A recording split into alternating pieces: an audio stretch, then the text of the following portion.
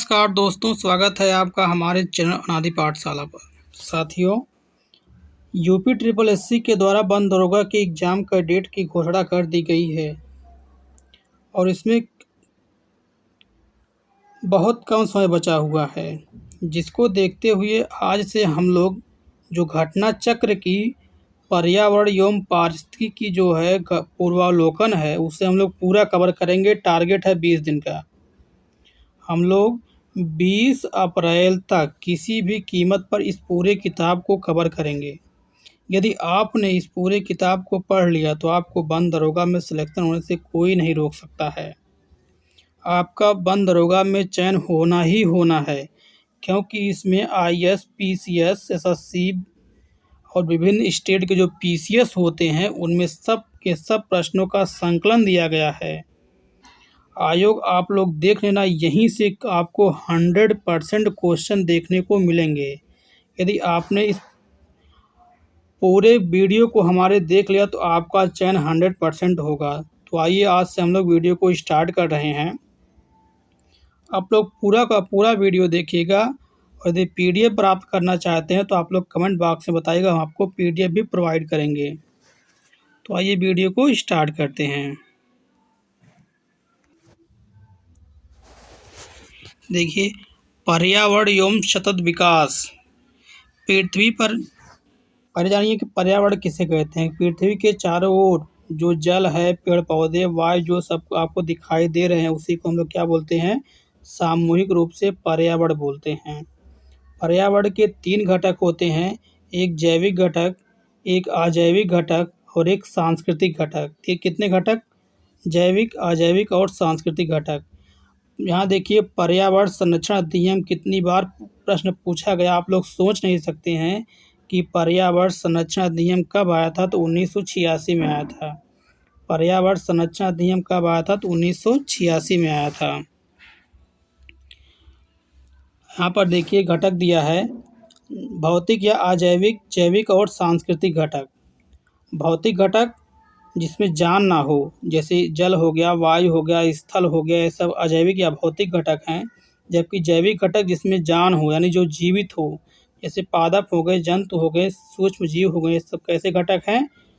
जैविक घटक हैं। सांस्कृतिक घटक में पर्यावरण के अंतर्गत जो आर्थिक, सामाजिक और राजनीतिक जो मनुष्य की गतिविधियां होती हैं, उसे हम लोग सांस्कृतिक घटक बोलते हैं। आइए हम लोग क्वेश्चन को देखते हैं। पहला प्रश्न देखिए,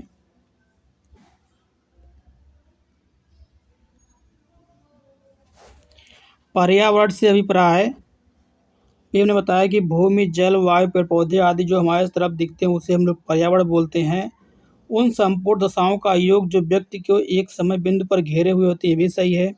भौतिक, जैविक और सांस्कृतिक तत्वों की अंतः क्रियात्मक व्यवस्था जो अंतः संबंधित है, यानी इसका हो जाएगा उपयुक्त सभी, ऑप्शन डी। अगला प्रश्न देखिए, पर्यावरण किससे बनता है? जैविक, अजैविक और भू आकृतिक यानी सांस्कृतिक घटकों से, उपयुक्त सभी। अगला प्रश्न देखिए, सामान्यतः पर्यावरण को निम्न प्रकार से वर्गीकृत किया जा सकता है। निम्नलिखित में से कौन सा इस वर्गीकरण का अंश नहीं है? तो आप पर्यावरण, परिचालन और जो सांस्कृतिक है, भौतिक, अजैविक, ये पर्यावरण के महत्वपूर्ण घटक हैं। आगे देखिए आता है कि सस्टेनेबल डेवलपमेंट या सतत विकास या धारणीय विकास किसे कहते हैं?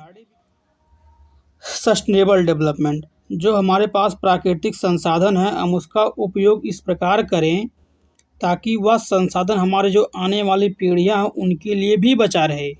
इसे ही हम लोग बोलते हैं धारणीय विकास या सतत विकास। जैसे कोयला है, हम कोयले का प्रयोग उतना ही करें जितना कि हमारी आवश्यकताओं की पूर्ति हो सके और जो हमारे आने वाली पीढ़ियां हैं उनकी भी आवश्यकताओं की पूर्ति हो सके।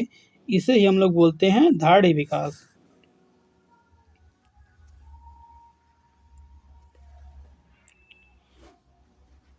आगे देखिए, धारणीय विकास से संबंधित जो है पर्यावरण संबंधित एक महत्वपूर्ण सम्मेलन हुआ था, जिसे आप याद कर लीजिए। 1992 में ब्राज़ील का एक शहर है रियो डी जेनेरियो, वहीं पर एक सम्मेलन हुआ था जिसे हम लोग बोलते हैं रियो सम्मेलन।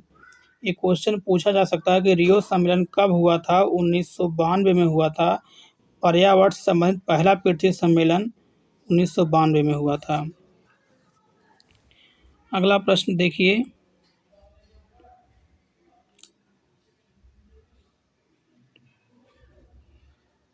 यहाँ पर देखिए एक लिस्ट दिया गया है। आप लोग रियो पृथ्वी सम्मेलन 1992 याद रखिए, और मॉन्ट्रियल प्रोटोकॉल किससे संबंधित, आप लोग कमेंट बॉक्स में बताइए कि मॉन्ट्रियल प्रोटोकॉल किससे संबंधित है। आगे हम लोग सब देखेंगे, लेकिन आप लोग कमेंट बॉक्स में बताइएगा।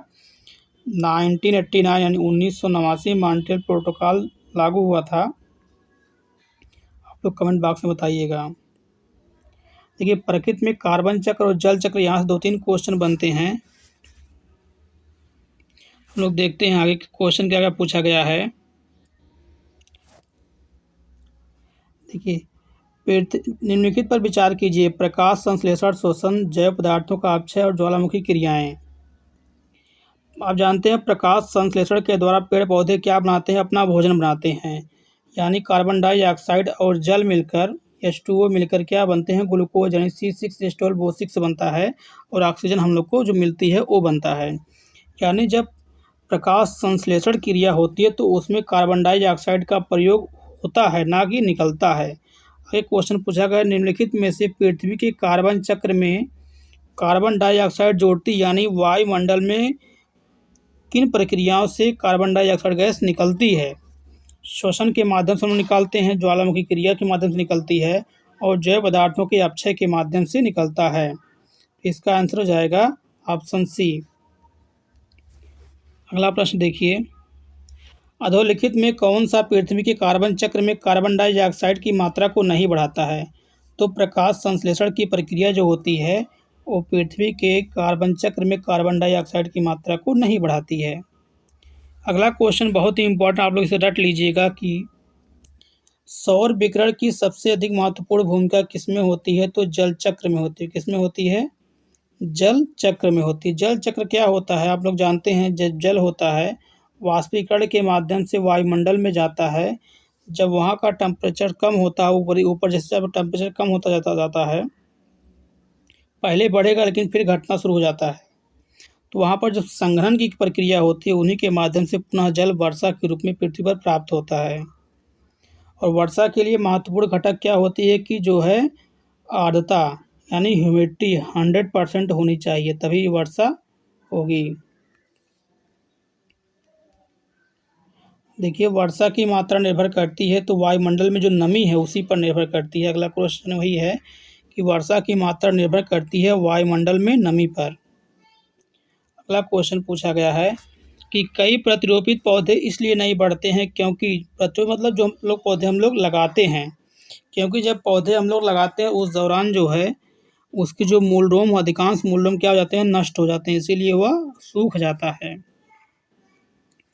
यहाँ से देखिए, आप लोग इस चार्ट को याद कर लीजिएगा, यहाँ से क्वेश्चन जरूर बनेगा कि जो हमारा वायुमंडल है उसमें नाइट्रोजन कितने परसेंट पाया जाता है? तो 78%, ऑक्सीजन 21%, आर्गन 0.93%, कार्बन डाइऑक्साइड 0.03%, और नियान जो पाया जाता है 0.002%। इससे आप लोग 4, 5, 6 क्रम याद कर लीजिएगा।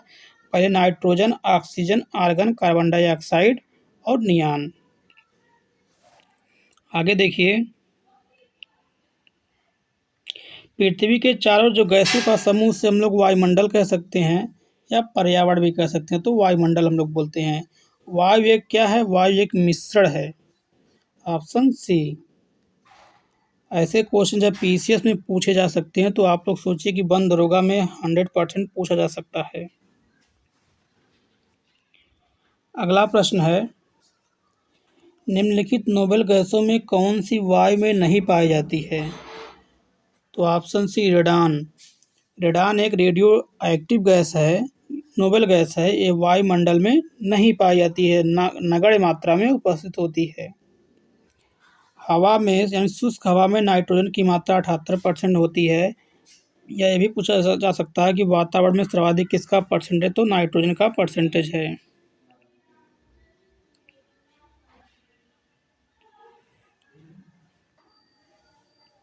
देखिए पृथ्वी सम्मेलन जिससे हमने बताया था अभी आगे कि रियो, क्वेश्चन पूछा गया कि रियो समिट कब हुआ था? 1992 में हुआ था। ब्राज़ील का एक शहर है रियो डी जनेरियो, उसी में हुआ था 1992 में। आप लोग यह पर्यावरण से संबंधित एक सम्मेलन है।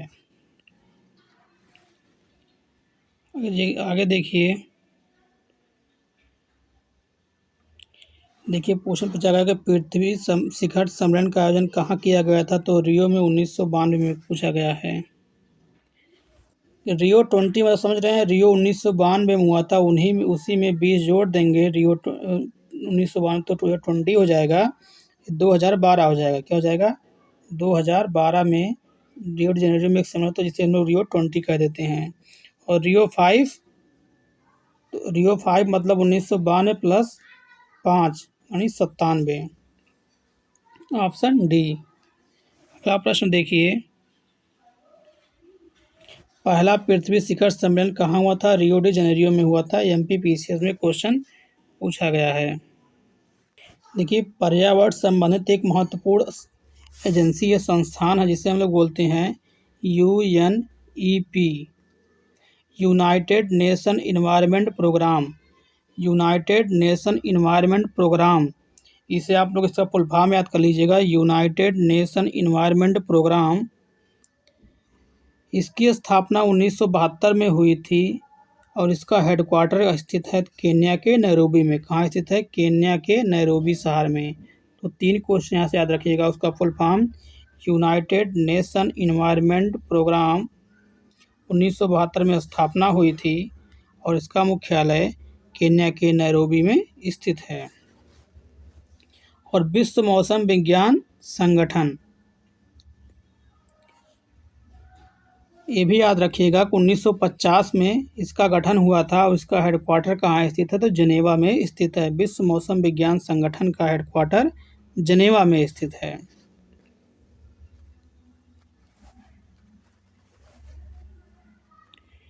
और एक यहाँ पर देखिए एक बहुत ही इम्पोर्टेंट प्रश्न है। देखिए पीसीएस में 1, 2, 3 कई बार क्वेश्चन पूछा गया कि नीरी होता है, एक संस्थान है NEERI, national environmental engineering research institute, राष्ट्रीय पर्यावरण अभियांत्रिकी शोध संस्थान अवस्थित है ना से नीरी ना से नागपुर, ना से नीरी ना से नागपुर में। तो नागपुर में स्थित है और इसका जो है गठन कब किया गया था? तो 1958 में इसकी स्थापना की गई थी। आप लोग इसे जरूर याद रखिएगा कि नीरी का हेडक्वार्टर नागपुर में 1958 में इसकी स्थापना की गई थी। देखिए अगला क्वेश्चन पूछ लिया गया है कि कब और कहाँ की गई थी? तो 1958 में नागपुर में। एक संस्थान है ग्रीन पीस इंटरनेशनल एरिया, तो इसका हेडक्वार्टर कहाँ से? तो एम्स्टर्डम में। एम्स्टर्डम कहाँ से? नीदरलैंड का एक शहर है एम्स्टर्डम, वहीं पर इसका हेडक्वार्टर है ग्रीन पीस इंटरनेशनल का। आगे देखिए विश्व मौसम विज्ञान संगठन का मुख्यालय पूछा गया है, कहाँ स्थित है? जिनेवा में, अभी हमने बताया। आगे देखिए यूएनईपी का मुख्यालय पूछा गया है नैरोबी में, केन्या में।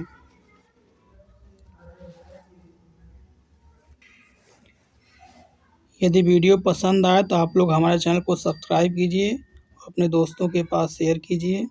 साथ ही यदि आप लोग इस पूरे किताब को जिसे हम लोग आज से कवर कर रहे हैं, यदि पढ़ लेते हैं, आपको वन दरोगा में सिलेक्शन होने से कोई नहीं रोक सकता, दुनिया की कोई कीमत नहीं रोक सकती है। आप लोग पूरा वीडियो देखिएगा। यदि आप लोग पीडीएफ चाहिए आप लोग कमेंट बॉक्स में बताइएगा, मैं आप लोग को पीडीएफ भेज दूँगा। इसी प्रकार हमारा सपोर्ट करते रहिए। धन्यवाद।